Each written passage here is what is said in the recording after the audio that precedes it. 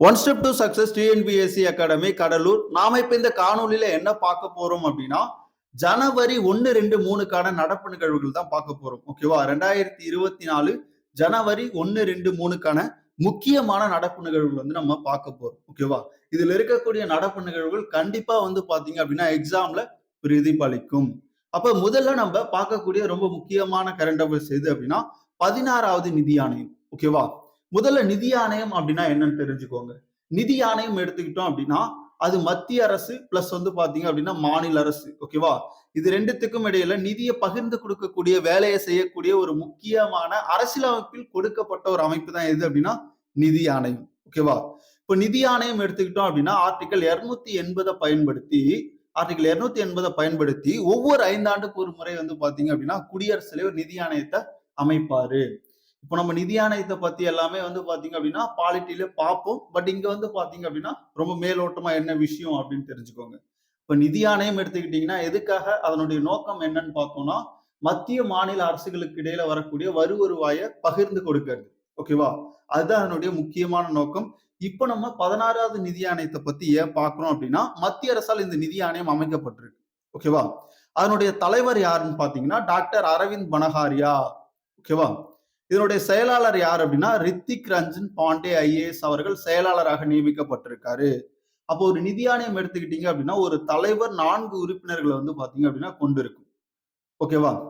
அப்போ நிதி ஆணையம் தொடர்பான சட்டப்பிரிவுகள் என்னன்னு பார்த்தோம் அப்படின்னா ஆர்டிகல் 280 அடிக்கடி உங்களுக்கு வந்து தேர்வுல கேட்கக்கூடிய ஒரு ஆர்டிகலா இதை பார்க்கப்படுது.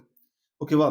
ஆர்டிகல் 280 என்ன சொல்லியிருக்காங்க அப்படின்னா நிதி ஆணையம் அமைக்கப்பட வேண்டும் அப்படின்றத குறிப்பிட்டிருப்பாங்க. யாரு?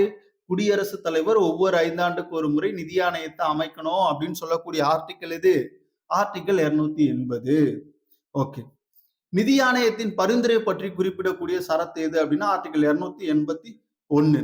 இப்ப மத்திய மாநில அரசுகளுக்கு இடையில வரக்கூடிய வருவாயை எந்த விகிதத்துல பகிர்ந்து கொடுக்கலாம், இந்த மாதிரியான நிறைய பரிந்துரைகளை குடியரசுத் தலைவருக்கு என்ன பண்ணுவாங்க அப்படின்னா இந்த நிதி ஆணையம் அப்படின்றது பரிந்துரைக்கும். அதை பத்தி சொல்லக்கூடிய ஆர்டிகல் வந்து பாத்தீங்க அப்படின்னா ஆர்டிகல் 281. நம்ம நிதி ஆணையத்தை பத்தி 2 இடத்துல பார்ப்போம். ஒண்ணு வந்து பாத்தீங்க அப்படின்னா பொலிட்டிக்கல் சயின்ஸ்ல பார்ப்போம். இன்னொன்னு வந்து பாத்தீங்க அப்படின்னா எக்கனாமிக்ஸ்ல பார்ப்போம். ஓகேவா? அங்க பார்க்கும்போது ரொம்ப டீப்பா பார்க்கலாம். மத்திய அரசு மாநிலத்திற்கு வழங்க உள்ள மானிய அளவு பற்றி குறிப்பிடும் சரத்து ஆர்டிகல் 275ல 1. இது வந்து பாத்தீங்க அப்படின்னா 12th எக்கனாமிக்ஸ்ல இருக்கு. ஓகேவா? அதனால இங்க நான் குறிப்பிட்டிருக்கேன்.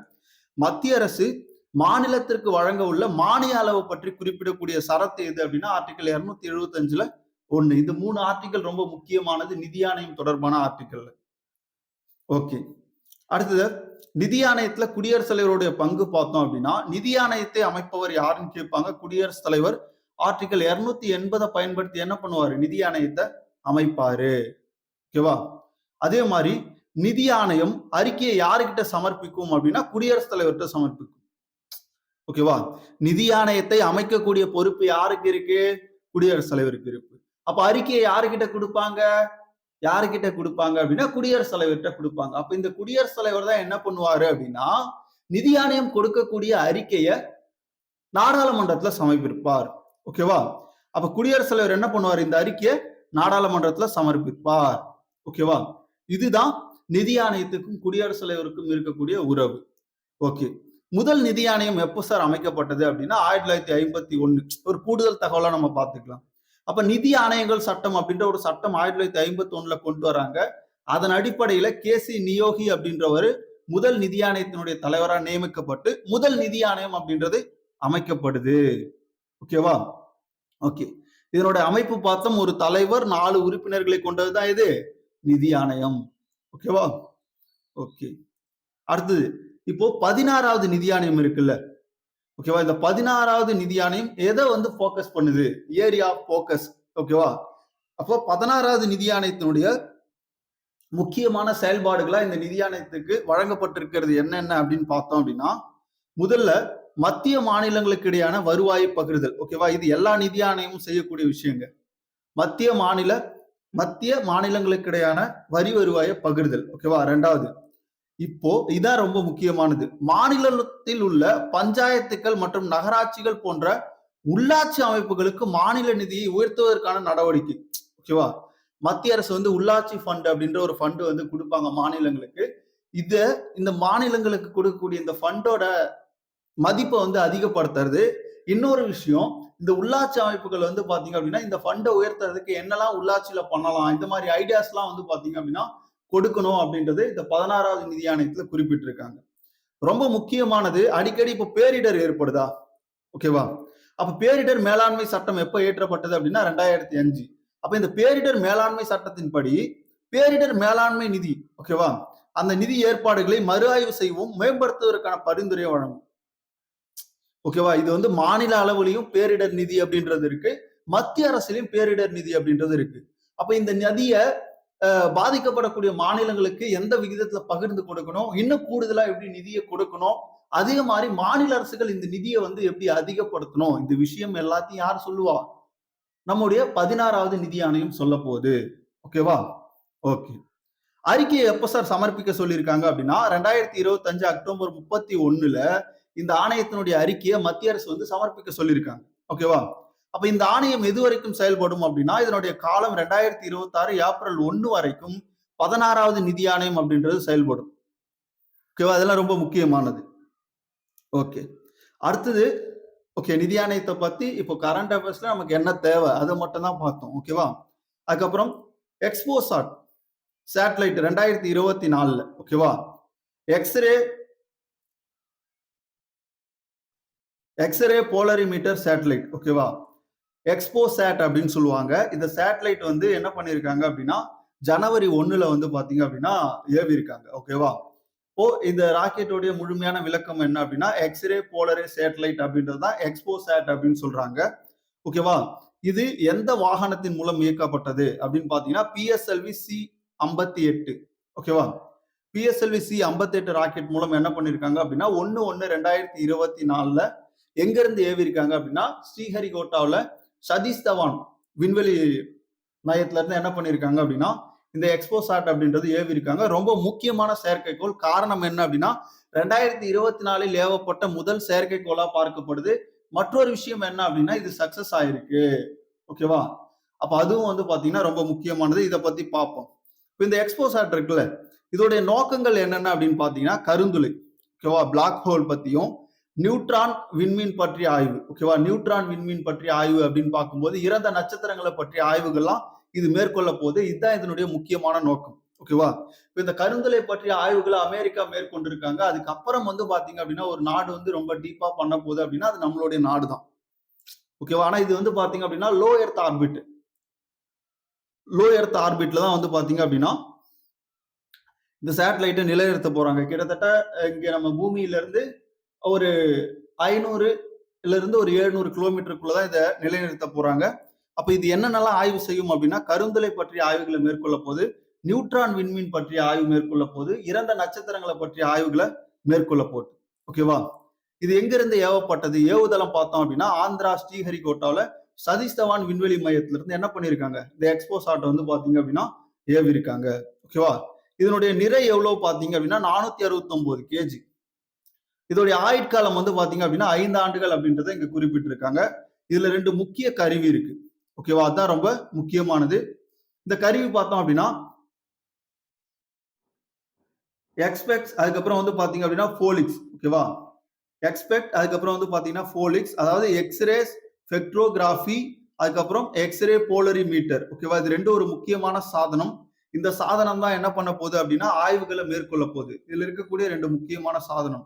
இதோடைய திட்ட இயக்குனர் யாருன்னு கேட்பாங்க, டாக்டர் ஜெயக்குமார். ஓகேவா? எக்ஸ்போசாட்டோடைய திட்ட இயக்குனர் யார் அப்படின்னா டாக்டர் ஜெயக்குமார். ரொம்ப முக்கியமான விஷயம். ஓகேவா? இந்த சாதனங்களுடைய பயன்கள் பாருங்க. இது என்னென்ன பண்ண போகுது அப்படின்னா கருந்துளையிலிருந்து வெளியேறும் எக்ஸ் கதிர்கள் துருவ முனைப்பு அளவு. ஓகேவா?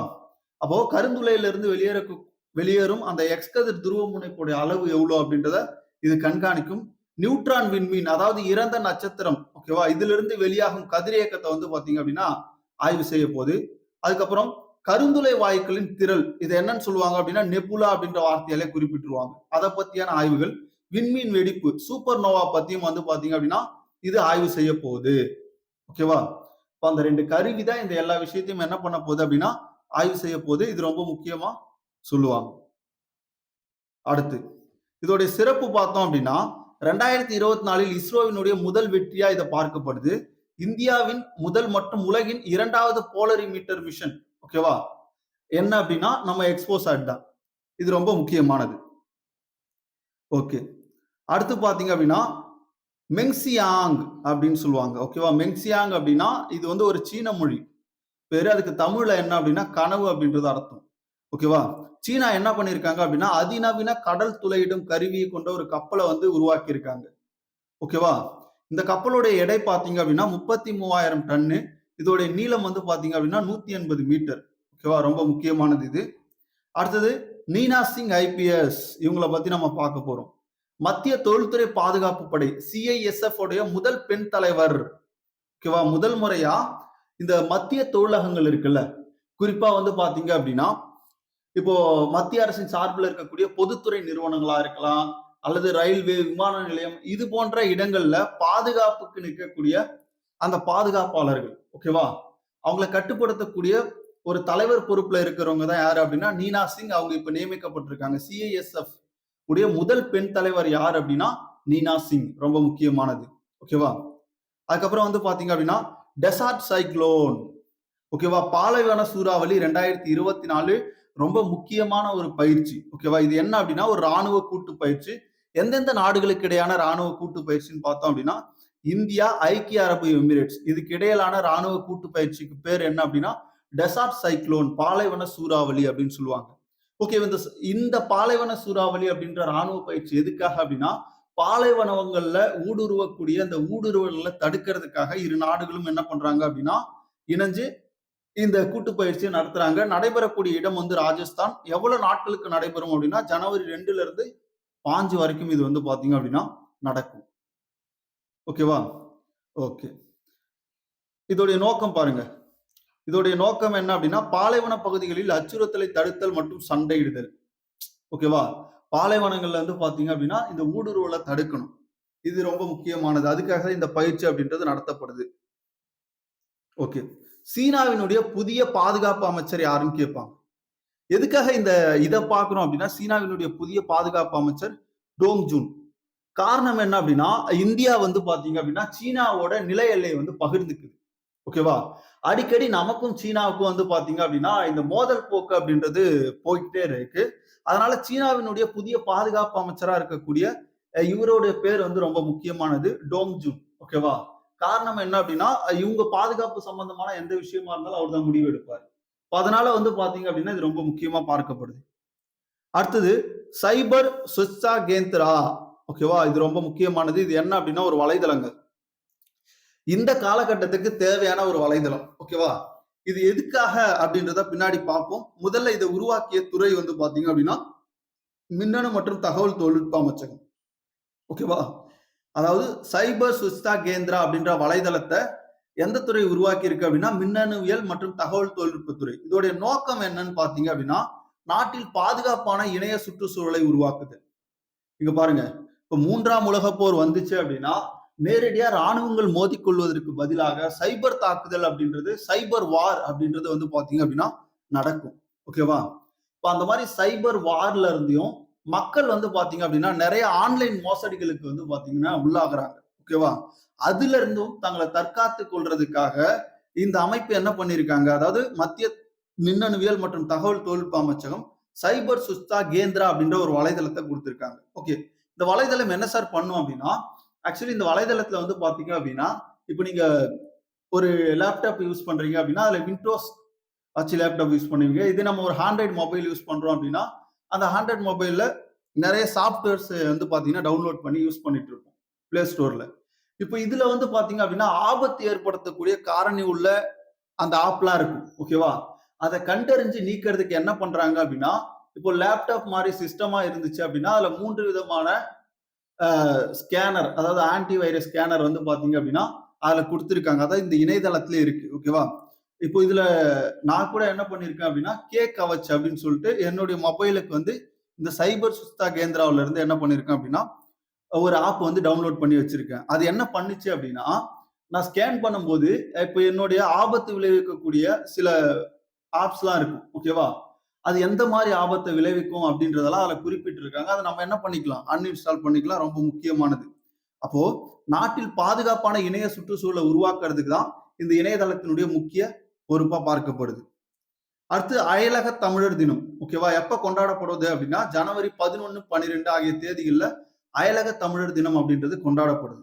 ஓகேவா? ஓகே. இப்ப இந்த தினத்தோட சேர்ந்து வேர்களை தேடி திட்டம் அப்படின்ற ஒரு திட்டம் 2023ல தமிழக அரசால் தொடங்கப்பட்ட ஒரு திட்டங்க. எங்க தொடங்குனாரு அப்படின்னா, நம்முடைய முதல்வரா இருக்கக்கூடிய மு.க. ஸ்டாலின் அவர்கள் சிங்கப்பூர்ல வந்து இந்த திட்டத்த அதாவது காணொளி வாயிலாக சிங்கப்பூர்ல தொடங்கி வச்சிருப்பாரு. ஓகேவா? இப்ப வேர்களை தேடி திட்டம் அப்படின்றது எதுக்காக அப்படின்னா, வெளிநாட்டில் வாழக்கூடிய 18ல இருந்து 30 வயதுக்கு உட்பட்ட தமிழர்கள் தேர்வு செய்யப்பட்டு என்ன பண்ணுவாங்க அப்படின்னா, தமிழகம் அழைத்து வருவாங்க. ஓகேவா? அப்ப தமிழகம் அழைத்து வந்ததுக்கு அப்புறம், அவங்க தமிழகத்தினுடைய பண்டைய நாகரிகங்கள பத்தியும், கலாச்சாரத்த பத்தியும், பண்பாடுகள பத்தியும் தெரிஞ்சுக்கணும். தமிழர்களுடைய நீர் மேலாண்மைனா என்ன? தமிழர்களுடைய கோயில் கட்டிடக்கலையுடைய சிறப்புகள்லாம் என்ன? இந்த மாரி விஷயங்கள தெரிஞ்சுக்கிறதுக்காக, அயலக தமிழர்கள், வெளிநாடுகளில் வசிக்கக்கூடிய தமிழர்கள இந்த வேர்களை தேடி திட்டம் மூலம் என்ன பண்ணாங்க அப்படின்னா, தமிழக அரசு தமிழகத்துக்கு கொண்டு வந்து அவங்களுக்கு சுற்றுலா மேற்கொள்றாங்க. ஓகேவா? அதுக்கான ஒரு திட்டம் தான் அது. இந்த திட்டம் சிங்கப்பூர்ல தான் முதல் தொடங்கப்பட்டது. அத பார்த்திருப்போம். ஓகே. இதோடைய நோக்கம் வந்து பார்த்தீங்க அப்படின்னா, பண்டைய தமிழர்களின் கலாச்சாரம் மற்றும் பண்பாட்டை அறிதல். ஓகேவா? இதுக்காக தான் இந்த திட்டம் தொடங்கப்பட்டது. அடுத்தது அயோத்தி தாம் அப்படின்னா என்ன? அப்படின்னு பார்ப்போம். ஓகேவா? இப்போ அயோத்தியில வந்து பார்த்தீங்க அப்படின்னா, ராமர் கோவில் ஜனவரி 22ல என்ன பண்ண போறாங்க அப்படின்னா, உத்தரப்பிரதேச அரசு வந்து பார்த்தீங்க அப்படின்னா, இந்த கோயில நடைமுறைக்கு கொண்டு வர போறாங்க. ஓகேவா? திறக்க போறாங்க. அல்லது கும்பாபிஷேகம் வந்து பார்த்தீங்க அப்படின்னா நடக்க போகுது. அப்போ இத முன்னிட்டு என்ன பண்றாங்க அப்படின்னா, அயோத்திய வந்து ஒரு சிறப்பான நகரமா வடிவமைச்சுட்டு இருக்காங்க. அதன் ஒரு ஒரு பகுதியா வந்து பார்த்தீங்க அப்படின்னா, அயோத்தி சந்திப்பு ரயில் நிலையம். ஓகேவா? இந்த ரயில் நிலையம் வந்து பார்த்தீங்க அப்படின்னா, மேம்படுத்தப்பட்டு அயோத்தி தாம் என பெயர் மாற்றம் செய்யப்பட்டது. ஓகேவா? சமீபத்தில் எந்த ரயில் நிலையம் அயோத்தி தாம் என பெயர் மாற்றம் செய்யப்பட்டது அப்படின்னு கேட்பாங்க. அயோத்தி சந்திப்பு ரயில் நிலையத்த அயோத்தி தாம் அப்படின்னு சொல்லிட்டு என்ன பண்றாங்க? பெயர் மாற்றம் செய்றாங்க. ஓகே. அடுத்ததா வால்மீகி சர்வதேச விமான நிலையம். மகரிஷி வால்மீகியோடைய சர்வதேச விமான நிலையம் எங்க அமைஞ்சிருக்கு அப்படின்னா, அயோத்தியில. ஓகேவா? புதிதா ஏற்படுத்தப்பட்டிருக்கு அயோத்தியில. எதுக்காக அப்படின்னா, இது எல்லாமே அந்த ராமர் கோவில மையப்படுத்தி இந்த விஷயங்கள் வந்து கொண்டு வரப்படுது. ஓகே. அடுத்தது 2023 பெண்களுக்கு எதிரான குற்றங்கள். கிட்டத்தட்ட 28,811 குற்றங்கள் வந்து பார்த்தீங்க அப்படின்னா, பதிவு செய்யப்பட்டிருக்கு. ஓகேவா? அப்போ இந்த குற்றங்கள் ஓகேவா இவ்வளவு பதிவு செய்யப்பட்டிருக்கு அப்படின்னு வெளியிட்ட அமைப்பு எதுன்னு கேட்பாங்க. தேசிய மகளிர் ஆணையம். இதுல அதிக குற்றங்கள் வந்து எங்க பதிவாயிருக்கு அப்படின்னா, முதலிடம் உத்தரப்பிரதேசம் கிட்டத்தட்ட 55% புகார்கள் வந்து பாத்தீங்க அப்படின்னா, அங்க பதிவு செய்யப்பட்டிருக்கு. ஓகேவா? 2வது இடம் வந்து பாத்தீங்க அப்படின்னா டெல்லி. பெண்களுக்கு எதிரான அதிக குற்றங்கள் வந்து பதிவு செய்யப்பட்ட மாநிலங்கள் வரிசையில. அடுத்தது சாகர் பரிக்கிரமா திட்டம். 2022ல தொடங்கப்பட்ட ஒரு திட்டம். இந்த திட்டத்த பத்தி ஏன் பார்க்கிறோம் அப்படின்னா, சென்னையில 10வது கட்ட பயணம் வந்து மத்திய அமைச்சர் வந்து மேற்கொண்டிருக்காங்க. ஓகேவா? பால்வளை, கால்நடைத்துறை மத்திய அமைச்சர்கள் வந்து மேற்கொண்டிருக்காங்க. இது ஒரு மீனவர்களுக்கான திட்டம். இந்த சாகர் பரிக்கிரமா திட்டம் ஓகேவா? எதுக்காக அப்படின்னா, மீனவர்களுக்கும் மத்திய அரசுக்கும் இடையில ஒரு நல்ல போக்க உருவாக்குறது. அதோட மீனவர்களுக்கு நெறைய திட்டங்கள் வந்து கொண்டு வரப்படுதுல்ல, அந்த திட்டங்கள் குறித்து விழிப்புணர்வு ஏற்படுத்துறது, அவங்களுக்கு ஆலோசனை வழங்குறது, மீனவர்களுடைய நேரடி தொடர்ப ஏற்படுத்துறதுக்காக சாகர் பரிக்கிரமா திட்டம் அப்படின்ற ஒரு திட்டம் வந்து 2022ல கொண்டு வரப்பட்டது. இப்போ சென்னை டு நெல்லூருக்கு இடையில பயணம் மேற்கொண்டாங்க. 10வது கட்ட பயணம் அப்படின்றது மேற்கொள்ளப்பட்டது. இது யாரோட அப்படின்னா மீனவர்களோட. ஓகேவா? ஓகே. ஆதித்யா L1 வந்து பாத்தீங்க அப்படின்னா ஜனவரி 6ல L1 புள்ளி லெக்ராஞ்ச் புள்ளி வந்து அடையும் அப்படின்றத இஸ்ரோ வந்து சொல்லியிருக்காங்க. ஓகேவா? ஆதித்யா L1 மிஷன் எதுக்காக அப்படின்னா சூரியனுடைய கொரோனா மண்டலத்தை ஆய்வு செய்யறதுக்கு, வெளிப்புற பகுதியை ஆய்வு செய்யறதுக்காக இஸ்ரோவால் அனுப்பப்பட்ட ஒரு முக்கிய கோள் தான் வந்து பாத்தீங்க அப்படின்னா ஆதித்யா L1. ஓகேவா? இந்த மிஷன் வந்து ரொம்ப முக்கியமானது. இப்போ L1 புள்ளிய வந்து அது அடைய போகுது. ஓகேவா? என்னைக்கு அப்படின்னா ஜனவரி 6ல. ஓகே. அடுத்து பார்த்தோம் அப்படின்னா காசி தமிழ்ச் சங்கம் 2.0. ஓகேவா? இது எங்க நடந்தது அப்படின்னா வாரணாசி, உத்தரப்பிரதேசத்துல நடந்தது. ஓகேவா? இந்த காசி, வாரணாசி இது எல்லாமே வந்து பாத்தீங்க அப்படின்னா ஒரே ஊரை குறிக்கிறது தான். வாரணாசியை குறிக்கிறது தான். ஓகேவா? இப்போ இந்த காசி தமிழ்ச் சங்கம் எதுக்காக வந்து பாத்தீங்கன்னா உருவாக்குறாங்க அப்படின்னா, இந்த நிகழ்ச்சி நடத்தப்படுது அப்படின்னா, காசிக்கும் தமிழ்நாட்டுக்கும் இடையில இருக்கக்கூடிய தொடர்பை மேம்படுத்துறது. ஓகேவா? அதுக்காக தான் இந்த காசி தமிழ்ச் சங்கம் 2.0 இப்போ நடந்துகிட்டு இருக்கு. நேரம் தவறாத விமான நிலையங்கள். ஓகேவா? நேரம் தவறாத விமான நிலையங்கள் அப்படின்ற ஒரு பட்டியல வந்து பார்த்தீங்க அப்படின்னா, விமான போக்குவரத்து ஆய்வு நிறுவனமான சிரியம் வந்து வெளியிட்டிருக்காங்க. ஓகேவா? சரியான நேரங்கள்ல விமானத்த வந்து தரையிறக்கிறது. அதே மாரி வந்து பார்த்தீங்க அப்படின்னா, மேலெழும்பி செல்றது. இது 2ம் சரியான நேரங்கள்ல நடக்கக்கூடிய விமான நிலையங்களுடைய பட்டியல வந்து வெளியிட்டிருக்காங்க. இதுல வந்து பார்த்தீங்கன்னா, சர்வதேச விமான நிலையங்கள், அதாவது பெரிய சர்வதேச விமான நிலையங்கள் அடிப்படையில முதலிடத்துல வந்து பார்த்தீங்கன்னா, அமெரிக்காவுடைய மினியோபோலிஸ் சர்வதேச மினியோபோலிஸ் ஜெயின் பால் சர்வதேச விமான நிலையம் முதலிடம் பெற்றிருக்கு. 84.44% ஓட ஃபர்ஸ்ட் இடம் இருக்கு. ஹைதராபாத்ல இருக்கக்கூடிய ராஜீவ் காந்தி சர்வதேச விமான நிலையம், இந்தியாவில் இருக்கக்கூடிய ஒரு விமான நிலையம் 84.42% ஓட 2வது இடம் வந்து பார்த்தீங்கன்னா பெற்றிருக்கு. பெங்களூர்ல இருக்கக்கூடிய கெம்பகவுடா ஓகேவா சர்வதேச விமான நிலையம் 84.08% ஓட 3வது இடம் வந்து பார்த்தீங்கன்னா பிடித்திருக்கு. அதே மாதிரி நடுத்தர அளவு உள்ள விமான நிலையங்கள் அடிப்படையில ஜப்பானுடைய ஒசாகா சர்வதேச விமான நிலையம் 90.7%ஓட முதலிடம். ஓகேவா? இது நடுத்தர அளவு விமான நிலையம். அது பெரிய விமான நிலையம். அடுத்ததா இந்தியாவுல ஒரு விமான நிலையம், கொல்கத்தா விமான நிலையம் 9வது இடம் வந்து பெற்றிருக்கு. நேதாஜி சுபாஷ் சந்திரபோஸ் விமான நிலையம் 83.91%ஓட 9வது இடத்த வந்து பார்த்தீங்க அப்படின்னா பெற்றிருக்கு. ஆட்டோமொபைல் உற்பத்தியில துறையில வந்து பார்த்தீங்கன்னா, தமிழ்நாடு முதலிடம் வகிக்கிறதா வந்து பார்த்தீங்க அப்படின்னா சொல்லப்பட்டிருக்கு. இது தினமணியில இருந்த ஒரு பேப்பர் கட். ஓகேவா? அடுத்தது முகமது யூனஸ். ஓகேவா? ரொம்ப முக்கியமான ஒரு நபர். 2006ல வந்து இவருக்கு என்ன பண்ணியிருக்காங்க அப்படின்னா, அமைதிக்கான நோபல் பரிசு வந்து குடுத்திருக்காங்க. காரணம் என்ன அப்படின்னா, நெறைய மக்களுக்கு வந்து பார்த்தீங்க அப்படின்னா, இவர் உதவி இருக்காரு. ஓகேவா? இப்ப இவர் வந்து எந்த எந்த நாட்டை சேர்ந்தவர் அப்படின்னா, பங்களாதேஷ், வங்கதேசத்தை சார்ந்தவர். இவருக்கு வங்கதேச நீதிமன்றம் 6 மாதம் வந்து பார்த்தீங்க அப்படின்னா, சிறை விதிச்சிருக்காங்க. ஓகேவா? அதனால இது முக்கியத்துவமா பார்க்கப்படுது. நேற்று ஜப்பானில் நிலநடுக்கம் ஏற்பட்டது. அது எவ்வளவோ பதிவாயிருக்கு ரிக்டர் அளவுகோல்ல வந்து பார்த்தீங்க அப்படின்னா, 7.6 அப்படின்ற அளவுல வந்து ரிக்டர் அளவுகோல்ல பதிவாயிருக்கு. டேவிட் வார்னர் ஓகேவா? சமீபத்தில் ஒரு நாள் கிரிக்கெட் போட்டியிலிருந்து ஓய்வு பெற்ற ஆஸ்திரேலிய கிரிக்கெட் வீரர் யார் அப்படின்னா, டேவிட் வார்னர். திருச்சி பன்னாட்டு விமான நிலைய முனையம், புதிய முனையத்த வந்து பார்த்தீங்க அப்படின்னா, பிரதமர் மோடி அவர்கள் ஜனவரி 2ல வந்து பார்த்தீங்கன்னா, தொடங்கி வச்சிருக்காரு. ரொம்ப முக்கியமானது. ஓகேவா? இப்ப இதுதான் வந்து பார்த்தீங்க அப்படின்னா, இருக்கிறதுல ரொம்ப முக்கியமான கரண்ட் அஃபேர்ஸா நம்ம பார்க்க போறது.